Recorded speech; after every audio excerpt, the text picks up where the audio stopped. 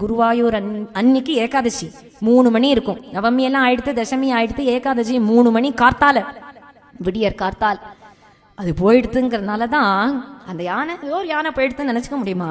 எவ்வளவு வருஷம் தூக்கி இருக்கு குருவாயூரப்பனை, எவ்வளவு வருஷம் எப்படி எல்லாம் பக்தி பண்ணிருக்கு.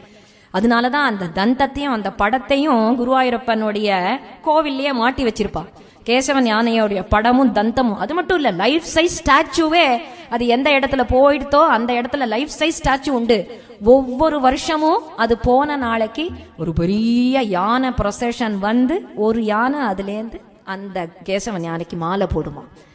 எல்லாரையும் மதிக்கணும் இல்லையா? அது யானை தானே நினைக்க முடியுமா? மனுஷனா இருந்தாலும் அவன் பகவத் பக்தி பண்ணலைன்னா புழுக்கு சமம். புழுவா இருந்தாலும் பக்தி பண்ணிடுத்துனா அது வேட்சேம்.